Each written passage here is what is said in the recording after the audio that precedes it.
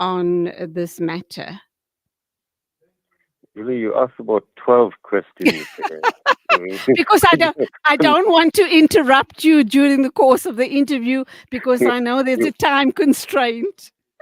Okay, so you don't want me to answer a question, you want me to give a khutbah. Look, no, the Iranian attack two nights ago was not unexpected. And it follows, of course, the attack on the Iranian consulate in Damascus by Israel on the 1st of April.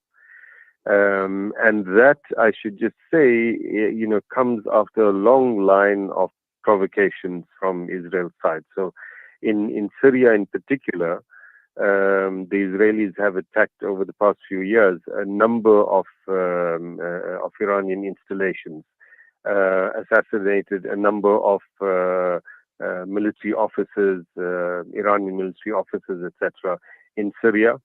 In Iran itself, Israel has assassinated, I think now about 16 nuclear scientists within the country.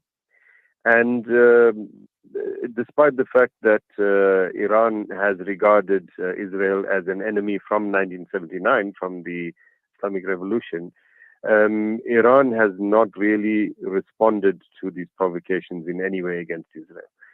The attack on the consulate on the 1st of April, however, was taking things a bit too far from Iran's perspective. And of course, it's a violation of international law, in particular the Vienna Convention, which protects and governs diplomacy and diplomatic buildings and people, etc.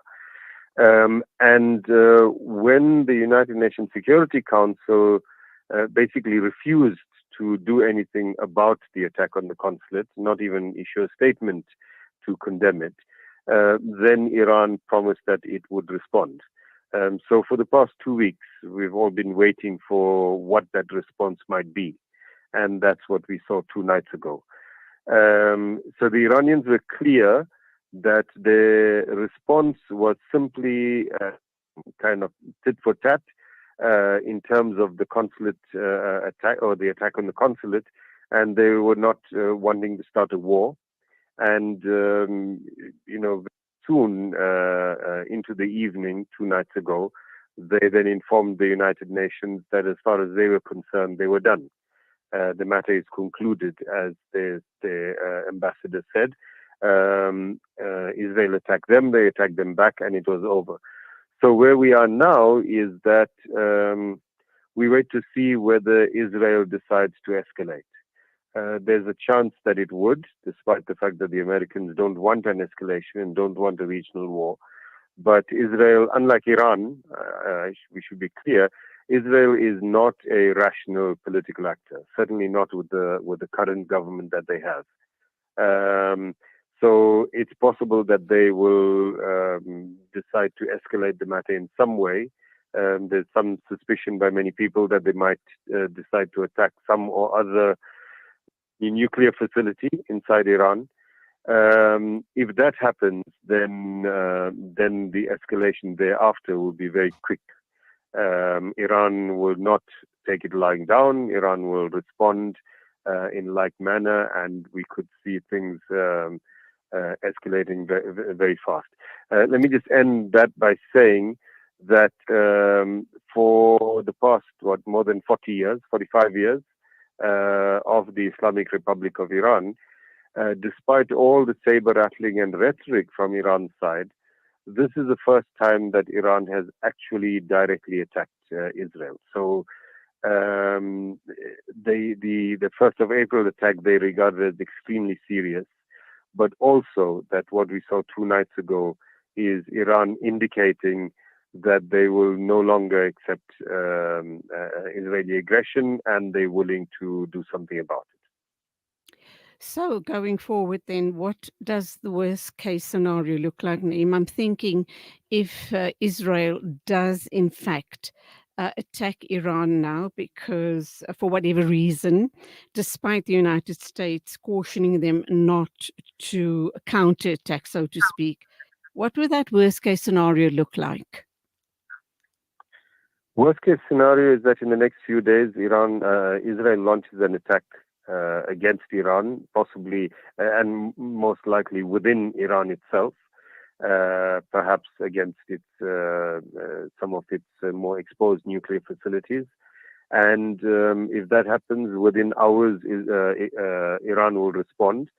Their response 2 nights ago was with a set of very slow drones that took 5 to 6 hours to get to Israel, faster cruise missiles, and even faster ballistic missiles.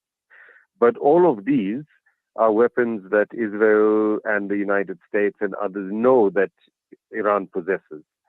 There are other weapons that Iran has which it has not exposed. And if Israel were to, your question about worst case scenario, if Israel were to attack Iran, let's say in the next few days, the response would be not with drones that take 5 or 6 hours or missiles that take 2 hours, but with weaponry that will be much faster, much more effective. You would get most likely the response will start with Hezbollah sending thousands of rockets into Israel, which will overwhelm Israel's defenses, the Iron Dome and David Sling and all of that.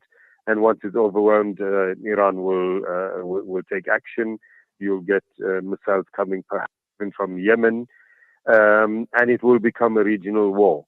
The United States has said that they will not support Israel escalating, but if Israel does escalate and Iran then responds, there's a good chance that the United States, particularly now in an election year, that the United States will come in on the side of Israel. And worst case scenario, the Russians come in on the side of Iran, and if that happens, you have at least 3 nuclear weapons powers: the U.S., Israel, and Russia.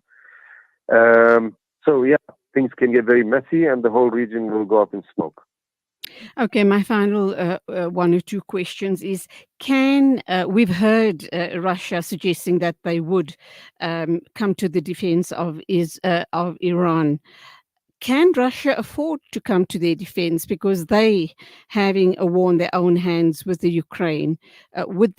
Is that a possibility? And what happens to the situation of the Palestinian people in Gaza while this, if we talk about the worst case scenario, let's assume it does start playing out. What's going to happen with that situation? What do you see playing out there? So my earlier kind of painting of a scenario was to respond to your worst case scenario. I don't think that Russia can afford to get into another war right now. But Russia also can't afford to have Iran being involved in a war. Because remember, since the invasion of Ukraine by Russia, Iran has become a supplier of weaponry to Russia.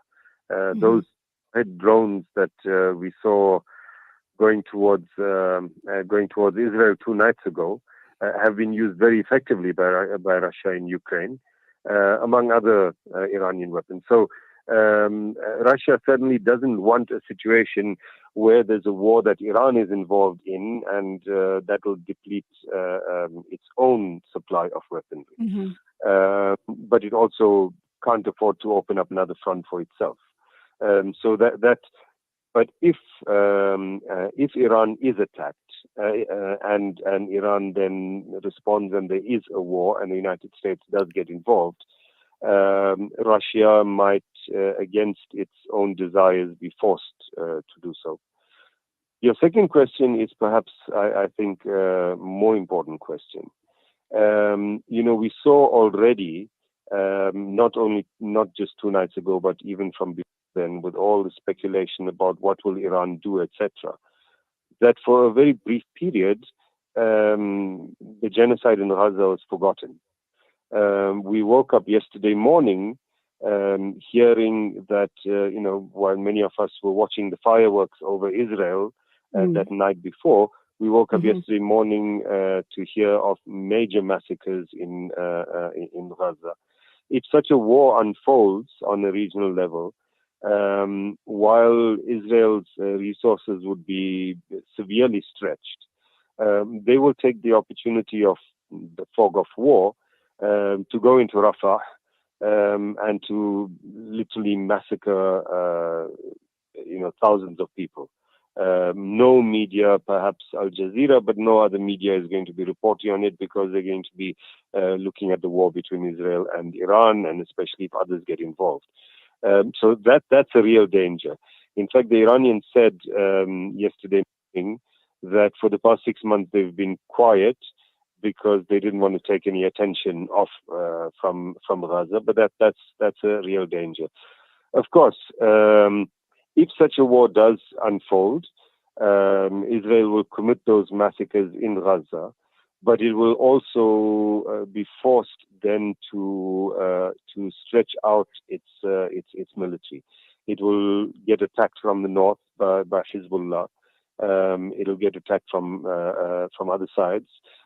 Things could escalate in the West Bank, and its army will be spread out very thinly. And that could possibly give the resistance in Gaza an opportunity to gain the upper hand. So I think there are lots of factors that are unpredictable. Na'eem, thank you indeed for painting that very bleak picture for us. Let's hope and pray that it You're doesn't get to welcome. I that can read for point. you again if you want. We do need to let you go. I understand you have a meeting at 1:15. So till the next time, I do look forward to talking with you again, and just make dua that this does not, in fact, escalate. Everyone, I think the entire world is watching this situation very closely. Jazakallah once again for your time and your insights. You go well, and salamu alaikum to you. Wa alaikum salam wa rahmatullahi wa barakatuh. That was Na'eem Jeenah. He's the senior researcher at Mapungubwe Institute for Strategic Reflection, talking about the situation in Iran, between Iran and Israel. Not a pretty picture at all. It is actually quite frightening and threatening, because obviously, if this does go further, if this situation does escalate, it's not only about the Middle Eastern situation. The impact will be felt globally. Immediately, I'm thinking the price of oil will skyrocket, and a whole host of other issues which will create a ripple effect. So I guess the whole world is watching this situation very, very closely, not forgetting that here in South Africa, we have our eyes on the upcoming elections. So lots more coming your way this morning on the show. Let me just give you a quick rundown. Apa Mariam Mia, my colleague here at Salam Media, is going to talk with us. We'll be crossing over to her in Makkah, and she's going to give us an insight on her visit to the Haram and her experience at Al Aqsa Masjid. She spent Eid there, so look forward to hearing about all of that. That would obviously be an eyewitness account. Monica Genia, spokesperson at Doctors Without Borders, is going to talk to us as well about Sudan's humanitarian crisis. Then, inshallah, if we are able to connect up with someone, Palakwani, we're going to talk about the tragedy of the 4 young boys who lost their lives in a car accident on the M1 on Sunday morning, the M1 in Parktown. Also on the show, we will be talking to Tasneem Karim, Chief Director of Communications and spokesperson at the Department of Tourism. And we're going to be talking about bogus travel agents exploiting pilgrims, and I guess in general, other travelers and holiday makers. And I would imagine not a moment too soon. This should have happened a long, long time ago. But let's hear what the Department of Tourism can assist with in situations such as these. Dr. Zakaria Al Sheikh, former member of Parliament in Jordan, is our next guest. And we are going to be looking at Jordan's role in the Israeli defense. So I should imagine that's going to be quite complex, but let's see if we can unpack that matter. This is News and Views on Salam Media with me, Julie Ali. Lovely to be back again after a wonderful break. I must stress that it has been quite a nice break. And of course, I've been following what's been going on here in my absence. But Alhamdulillah, we've had some amazing stand in presenters, and it was really enlightening and enjoyable listening to all the stand-in presenters. So well done to you, Ponti Moletsani, our COO, and Shamshir Khan, our CEO, for your wonderful plan for the month of Ramadan. Before I go for the first ad break, we have a message from Mistura Daure. Hope I'm pronouncing that correctly. Saying, keeping Iran in our duas for their bravery. I couldn't agree with you more, Mastura. Thank you indeed for your message on Facebook. It is exactly 8:21 News and Views on Salam Media. Please stay with us. Lots more coming your way this morning right here.